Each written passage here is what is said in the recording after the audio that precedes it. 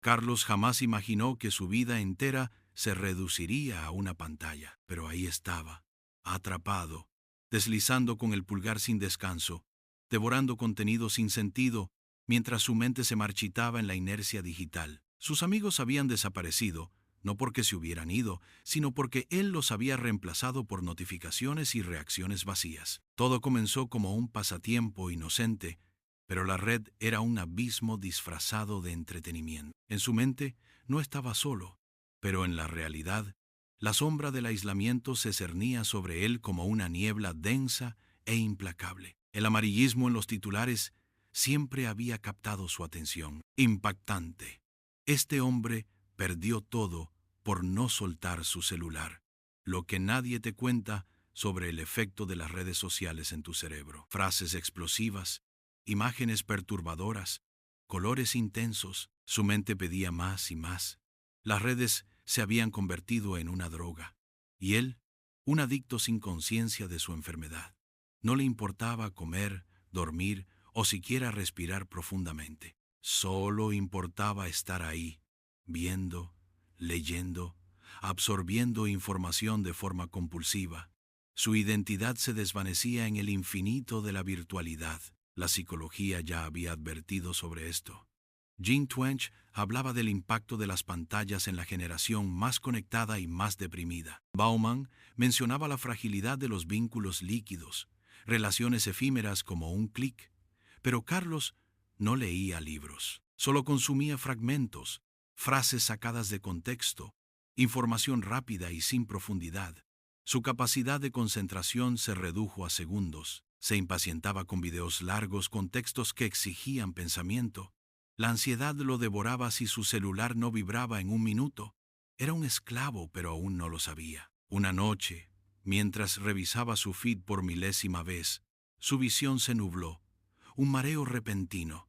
Su cuerpo le enviaba señales, pero él las ignoraba. Sintió un dolor punzante en la cabeza, un hormigueo en los dedos. Solo es cansancio, pensó. Pero no, era algo más. Su cerebro había cambiado. Investigaciones sobre la dopamina lo explicaban. El placer inmediato de las redes sociales alteraba su sistema nervioso, agotaba su capacidad de recompensa natural. Ya no disfrutaba la vida real, solo los estímulos virtuales.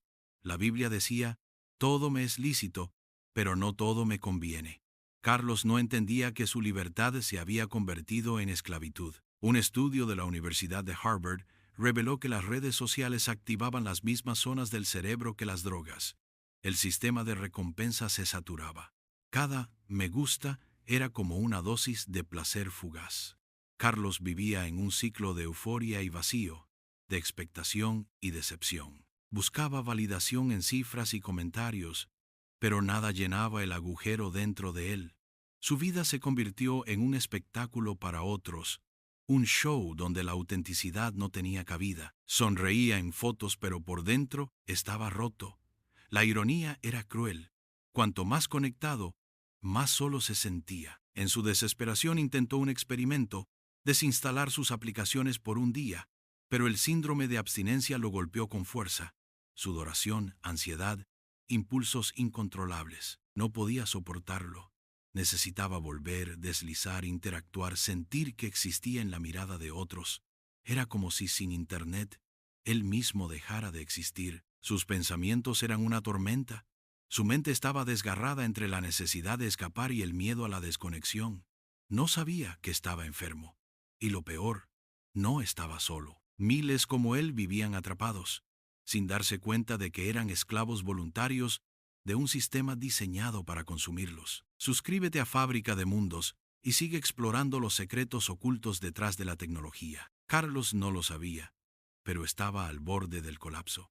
Sus manos temblaban cuando intentaba concentrarse en algo fuera de la pantalla. Leer un libro, mantener una conversación, incluso mirar por la ventana, le resultaba insoportable.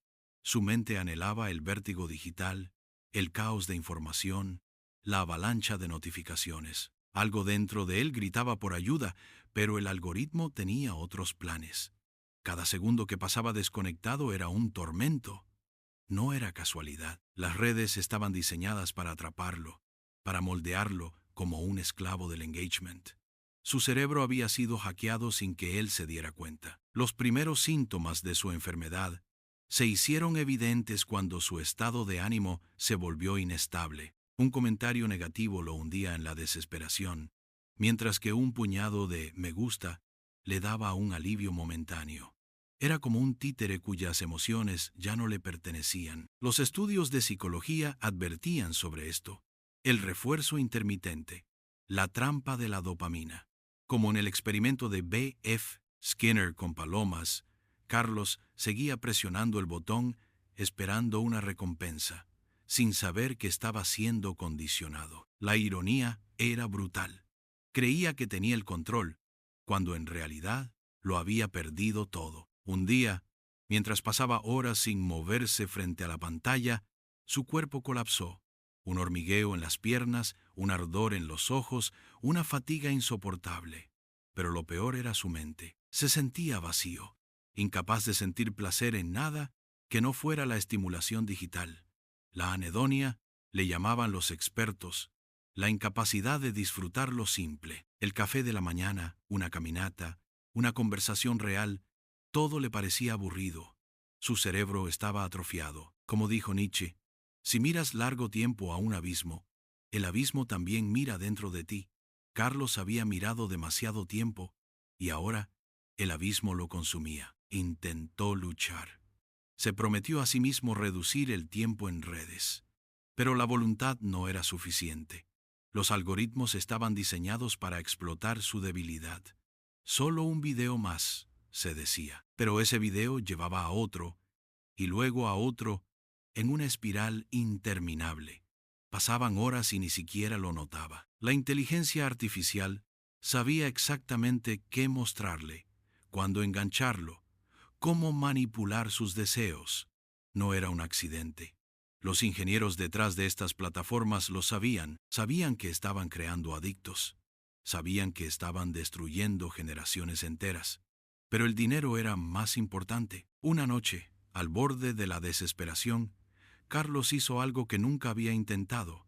Apagó su celular y lo dejó en otra habitación. Al principio sintió alivio, pero pronto vino la ansiedad. Su mente empezó a gritarle que lo revisara, que algo importante podía estar pasando. Su corazón latía rápido, su piel se erizaba. Era irracional pero real. Las redes lo habían programado para sentir que si no estaba en línea, no existía. Pero en ese momento se dio cuenta de la verdad. Su vida real estaba desmoronándose mientras él vivía en una ilusión. Y si no hacía algo pronto, la caída sería irreversible. Pero el sistema no lo dejaría escapar tan fácilmente. Cada paso que daba para salir de la trampa respondía con más fuerza. Su celular vibraba con notificaciones tentadoras. Un mensaje de alguien que nunca le hablaba. Un video viral que no podía perderse. Un titular alarmante que exigía su atención. Las redes lo llamaban, como sirenas en el mar, prometiéndole placer y entretenimiento. Pero en el fondo, Carlos sabía que solo le ofrecían cadenas. Si no tomaba una decisión drástica, nunca recuperaría su vida. Pero, ¿estaba listo para hacerlo? Suscríbete a Fábrica de Mundos y sigue descubriendo cómo la tecnología está moldeando nuestra mente. Carlos estaba en la cuerda floja. Su mente era un campo de batalla, y cada segundo sin redes era una bala atravesando su sistema de recompensa.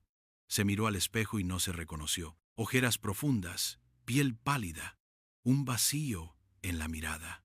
Algo en él se había apagado. El Carlos de antes, el que reía sin necesidad de aprobación digital, el que disfrutaba los pequeños momentos, estaba enterrado bajo capas de algoritmos y dopamina artificial. Un pensamiento cruzó su mente como un rayo. ¿Y si esto nunca acaba? ¿Y si ya era demasiado tarde para él? En medio de su desesperación, tomó una decisión radical. Apagó su celular. No solo eso, lo metió en un cajón, lo cerró con llave y salió de casa sin él. El aire frío golpeó su rostro. La realidad le pareció extraña, casi irreal. Sus sentidos estaban oxidados. El mundo tenía colores, olores, texturas que había olvidado. Caminó sin rumbo, sintiendo la ansiedad retorcerse en su estómago. Era un adicto en abstinencia. pero por primera vez en años el silencio no le pareció una amenaza. Se obligó a mirar alrededor, a respirar hondo, a existir sin la constante necesidad de validación, pero la trampa estaba en todas partes. Los anuncios digitales lo seguían, los algoritmos le enviaban correos.